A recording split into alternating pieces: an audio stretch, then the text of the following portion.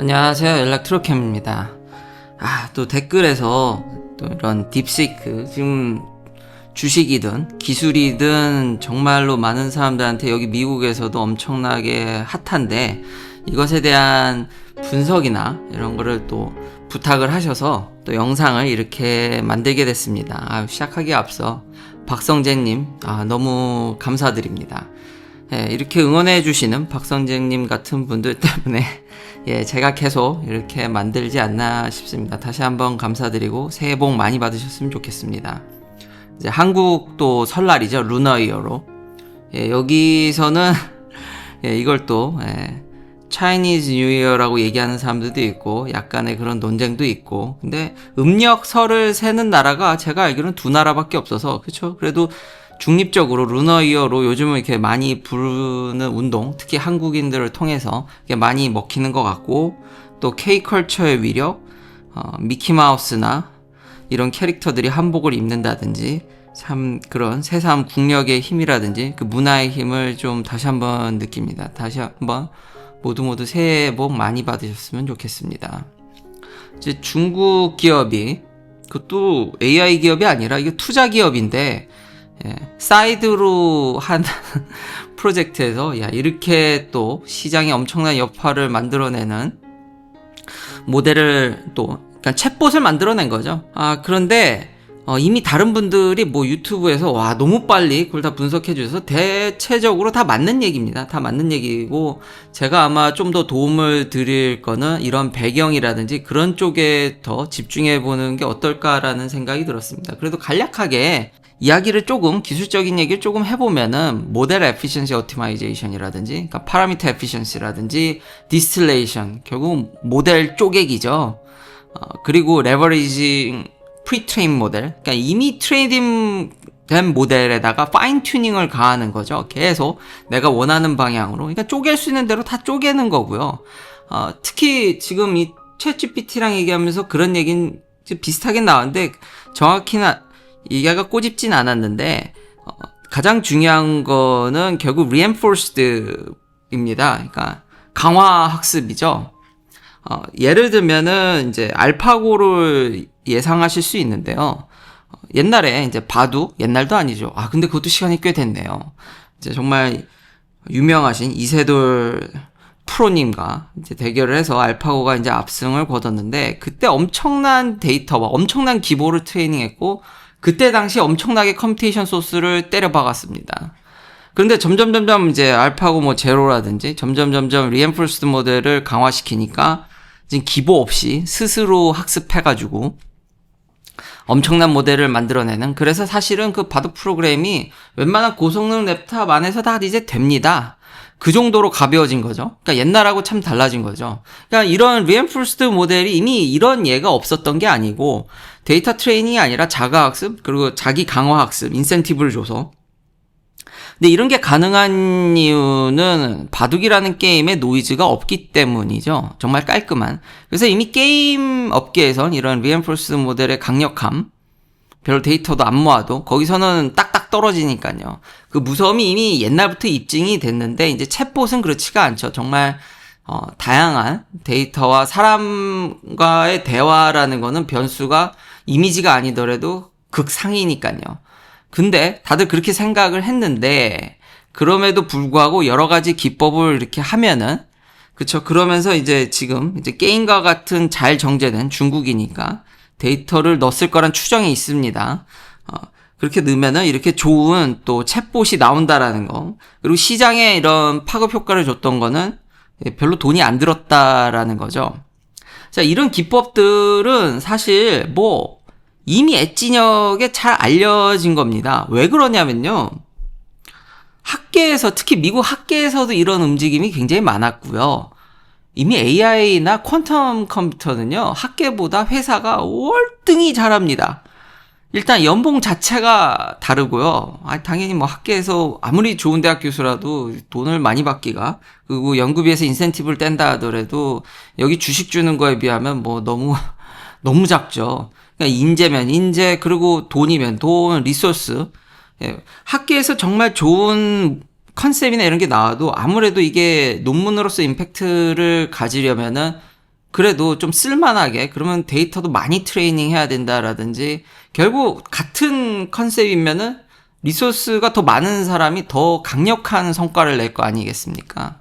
그래서 이게 상대가 안 되다 보니까 어떻게 하면은 학계에서는 아무래도 리소스가 딸리니까 어떻게 하면 좀 더 있는 것 같고 효율적으로 할 수 있을까라는 게 이미 이 미국 내에서도 있었고, 그런 연구들이 계속 쌓이고 특히 오픈소스 커뮤니티에서는 정말 많이 쌓여서 이런 여러 가지 기법들이 이미 많이 이제 알려져 있었습니다. 이제 단지 이거 하나하나가 그렇게 엄청나게 강력한 그걸 뭘 갖는 게 아니거든요. 효과는 있다라는 건 입증이 됐는데, 근데 이것만 해가지고 막 판을 엎을 정도는 아니었다 보니까 미국에서는 좀 더 하드웨어를 강화하는 쪽에 이제 계속 드라이버가 걸리고요. 제 경험상으로도 AI 사이언티스트랑 얘기하면, 옛날에 제 예전 영상을 보면은 이분들은 맨날 뭐만 얘기하면은 그냥 그러니까 더 좋은 리소스 타령만 한다고, 제가 한 몇 년 전 영상들 보면 AI 얘기할 때 그런 얘기를 되게 많이 했었을 겁니다. 그런 게 가끔 찾아보니까, 이번 영상 만들기 전에 그런 걸 과거 걸 좀 찾아보니까 그런 얘기를 제가 엄청나게 했더라고요.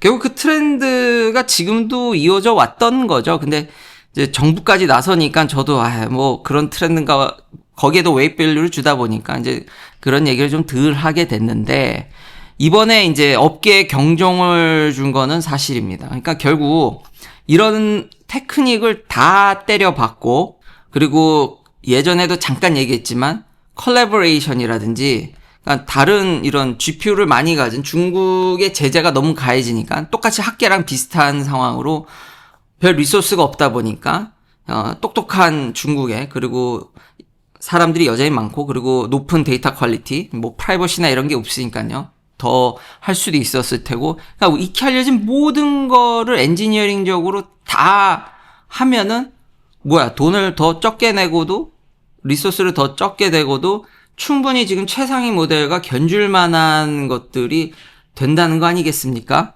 그게 경종을 울린 거고요. 확실히 리소스를 적게 쓴 건 맞습니다. 그리고 놀라운 사실은, 정말 그러니까 쫓아가는 후발주자가 아무리 이런 챗봇에서도 다양한 변수가, 사람과의 대화에서는 변수가 가능하지만, 쫓아가는 입장에서는 어떤 답을 어느 정도 이렇게 보고 그거를 리엔포스드로 하면은 어느 정도 나온다라는 게 이번에 증명됐다라는 게 정말 놀랄 만한 사실이고요. 그러니까 여기에 경종을 울린 거죠. 그러니까 알고리즘이나 아키텍처를 좀 손봐야 되는데 자꾸 하드웨어 타령만 했으니까 그건 확실히 충격을 준 게 사실입니다. 그래서 거짓말이 아니다. 이게 의미가 있는 거다. 그러니까 기존의 학계에서 이런 여러 가지들을 다 모으면은 어떻게 될까라는 것에 있어서 실제로 구현한 회사가 결국은 나왔고 꽤 유의미한 성과를 냈다라는 것이죠. 근데 오늘 보니까 엔비디아 주식이, 이 시가총액 1등 주식이 그냥 추풍낙엽으로, 그 큰 회사도 15% 이상이 하락하는, 무섭습니다. 미국 주식은 진짜 저 큰 회사가. 이거 삼성전자가 몇 개가 들어가는 겁니까? 하나 이상인 것 같은데, 최소 삼성전자 몇 개가 그냥 날아간 것 같은데, 대단한데요. 근데, 섣불리 주식을 예상하기는 어렵지만, 앞으로 그럼 AI가 이런 하드웨어에 대한 어떤 프리미엄, 마진에 대해서 이제는 높게 쳐줄 수 없는 시대냐? 좀 그렇다고 생각하지는 않습니다. 단적인 예로 지금 챗봇만 하는 게 아니라 동영상도 해야 되고 우리가 AI로 해야 될 일이 너무나도 많습니다. 그럼 이렇게 모든 파인 튜닝된 모든 이런 기술들을 접목해서 좋은 하드웨어랑 접목하면은 당연히 더 좋은 성능이 나겠죠. 거기다가 이제는 이런 작은 꼴랑 H100 한 2,000개 수준이라고 공표했지만, 물론 뒤에 가면 일론 머스크는 그거 안 믿는다고 얘기했습니다. 저도 좀 그렇게 생각은 하긴 하는데, 그래도 이게 그렇다고 해서 무시할 거냐? 그건 아니라는 거죠. 일론 머스크 말도 맞지만 이게 충분히 의미 있는 성과를 낸 거는 사실이라는 거죠. 이제 조금만 있어도 각자의 모델을 어느 정도 만들 수 있다라고 그러면은 이젠 너도 나도 하려고 하겠죠. 그러니까 소규모 기업들이 난 좀 추론이나 좀 해야지, 야, 이게 모델 만드는 거는 어느 정도, 그거는, 저 빅테크나 아직 너무 도움이 많이 들어서, 이거 해봐야 뭐 싸움도 안 되는 걸 내가 왜 해라고 생각을 했는데, 중국에서 이런 걸 하니까 경종을 울리면서, 그럼 나도 좀 해볼까? 그러면 수요가 저는 더 증가하지 않을까라는 생각이 듭니다. 더 작은 플레이어들이 뛰어들게 되면 수요는 훨씬 늡니다. 그러니까 고급을 상대하는 것보다는 대중을 상대로 하는 게 훨씬 더 이익이 증가하지 않습니까? 그렇다고 해서 엔비디아 주식이 계속 오를 거냐? 그거는 저도 잘 모르겠습니다. 진짜 이건 모르는 게, 그러니까 이것 때문에 뭐 엔비디아가 망할 거 극단적으로 생각할 수는 없는데, 이제 조그맣게만 해도 뭐가 된다 그러면은 더더욱이 이게 커스텀 칩이라든지 제가 누누이 얘기했던 FPGA라든지 자기만의 칩으로 어쨌든 돈을 때려 박아서 하드웨어뿐만 아니라 모델도 그렇게 크지 않아, 그러니까 리소스가 그렇게 많이 필요하지 않으니까 자기만의 생태계를 꾸리려고 덤비는 친구들도 있을 테고요. 그리고 프리트레이닝 하는 레버리지도 이제 알았기 때문에 이런 트레이닝 된, 사실 저런 큰 모델을 한번 만드는데 엔비디아가 왕창 이게 좀 필요한 거지. 그 다음, 우리가 계속 새로운 모델이 필요하기 때문에 지금 그런데, 온전히 이제 셋업되고 프리트레이닝 된 거, 요거 가져다 쓰면은 사실 엔비디아가 저렇게 필요하지도 않을 수도 있거든요. 그러니까 그건 잘 모르겠습니다. 그러니까 긍정적인 면과 부정적인 면 모든 게 이제 존재를 하기 때문에 뭐 엔비디아 주식에 대해서는, 그리고 또 사람들의 심리라든지 주식이라는 건 정말 복합적으로 작용을 하기 때문에 모르지만, 그렇다고 해서 AI 하드웨어에 대한 이런 투자가 끝났냐? 그건 아니라는 거죠. 근데 앞으로 이게 어떤 방향으로, 그러니까 정말 다 소규모 플레이어들 뿐만 아니라 하드웨어도 다 소규모 플레이어로 다 쪼개질지, 아니야, 그냥 엔비디아 거 조금이라도 난 더 사서 편하게 할래로 갈지는 이제 가봐야 할 것 같습니다. 그래서 AI democratization이라고 뭐 진짜 이렇게 얘기할 수 있을 것 같습니다. 그래서 오르고 내릴지는 모르지만 AI 전체에서는 그렇게 부정적인 뉴스가 아니다.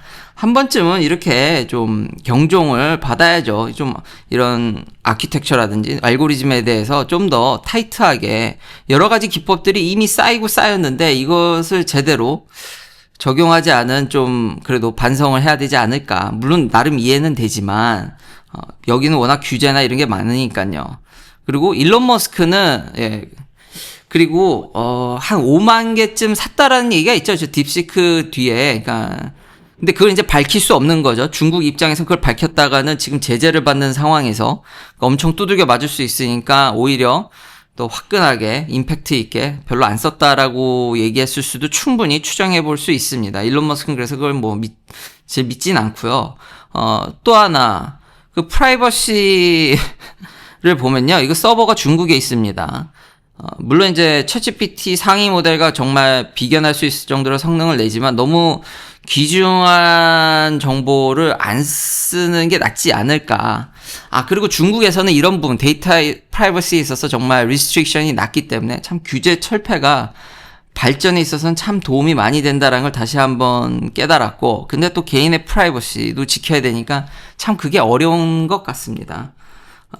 그래서 그 부분은 좀 주의할 필요가 있고요. 그리고 다시 한번 정리를 해보니까 역시 AI에 있어서도 사람이 중요하다.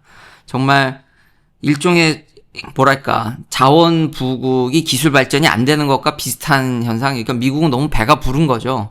그러니까 이런 일종의 기술에 있어서도 워낙 리소스가 넘쳐나니까, 그리고 이분들은 일단 첫 번째 얘기를 해보면은 무조건 리소스 확보가, 그러고 나서 쥐어짜기를 하면 한 번 더 좋은 걸 더 보여줄 수 있기 때문에 뭐만 기회가 되면 하드웨어를 확보하는 게 훨씬 더 어렵기 때문에 거기에 노력을 무지무지 에포트를 엄청나게 쏟아붓습니다. 그게 너무 관성에 젖어서 그냥 했는데 이번 기회에 좀 이제 좀 스퀴즈를 하셔야죠. 좀 이제 쥐어짜기 좀 이런 여러 테크닉들을 좀 하셔야 되지 않을까라는 생각이 듭니다. 결국 AI에 있어서 오히려 이번 기회로 더 큰 발전을 할 수 있는 계기가 될 것 같고요. 그래서 좀 좋게 보는데 그게 이제 뭐 엔비디아에 집중될 거냐 그건 잘 모르겠다라는 거죠. 제가 과거 영상에서도 얘기했듯이 커스텀 칩이라든지 이게 다른 방식으로 다 쪼개기로 일어나면은 그 수혜를 엔비디아가 다 못 받을 수도 있고, 나는 아니야 그냥 엔비디아 1000개 2000개 계속 살래 이러면은 뭐 엔비디아는 더 날아가겠죠. 엔비디아도 나름 더 소프트웨어적인 지원이라든지 좋은 하드웨어를 더 앞서가려고 계속해서 내놓으려고 할 테니까 그거는 변수가 너무 많아서 주식은 모르겠으나 기술적으로는 AI가 꺼진 것 같지는 않습니다. 그리고 제가 지난 영상에도 이제 관세라든지 그런 부분을 언급하다 보니까 최신 뉴스로 아주 재미난 일이 발생했더라고요. 테슬라가 EU를 상대로 이제 고소를 할 수를 하려고 합니다. 그 이유가 이제 관세 때문인데, 물론 다른 유럽에서 다른 중국 전기차 대비해서는 관세율이 낮습니다. 그러니까 낮게 맞았는데, 그러니까 이게 되게 재밌는 게 여전히 중국에서 많이 만들어서 그걸 유럽에 수출을 하는데 그거에 관세를 매기는 겁니다. 그러니까 독일에서 생산된 게 아니라 독일에서 생산된 것뿐만 아니라 중국에서도 생산해서 유럽에 계속 여전히 테슬라는 수출을 하고 있는데, 그리고 다른 중국 업체들보다 그러니까 타리프죠. 그러니까 관세를 낮게 좀 더 맞았지만 그래도 여전히 맞습니다. 그리고 7.8%가 낮은 것 같지만 찾아보면은 기본 관세 위에 또 때리는 거기 때문에 17.8%입니다. 그러니까 낮은 건 아니죠, 이것도. 그러니까 이걸 더 낮추라고 이제 압박용인데, 그 뒤에 또 어떤 흐름이 있냐면은 사실 이제 미국의 빅테크에 대해서 유럽이 여러 가지 이런 데이터 프라이버시라든지 그런 우려를 통해서, 그리고 빅테크들의 모노폴리를 견제하기 위해서 유럽 기업들이 아니니까 거기에 대해서 여러 가지 이제 제재를 가하려고 그랬는데, 트럼프 대통령이 그랬다가는 니들도 당할 줄 알라고 이제 거의 보복성 관세가 지금 이야기가 나오고 있기 때문에, 그러니까 미국 기업에 있어서는 그쵸? 사실 이런 빅테크들은 민주당 편인데, 그러니까 빅테크들이 일단 이제 살아있는 권력이 됐고, 그것도 있지만 공화당 대통령이지만, 그리고 자기한테 정치 자금을 그렇게 많이 되지 않았음에도 미국 기업이기 때문에 이 미국 우선주의, 미국 기업을 보호하겠다는 애플, 구글, 메타가 유럽에서 많은 벌금과 이런 것들에 대해서 이건 도저히 못 봐주겠다. 너도 이제 때릴 거다라고 나오니까, 이런 흐름들, 그러니까 미국에서 이런 흐름이 있다 보니까, 그리고 확실히 외교적인 세계 트렌드는 이게 진짜 안타깝지만, 저도 양쪽에서 중국과 미국 사이에서 한국이 최대한의 이익을 나는 게 이성적으로는 맞지만, 이미 미국의 트렌드가, 그랬다가는, 5만 가지 방법으로, 저렇게 괴롭힘을 할 조짐들이 지금, 유럽도 때리고, 캐나다도 때리고, 멕시코도 때리고, 이런 이유 때문이기 때문에 한국에서 해당이 안 된다고 저는 생각하지 않습니다.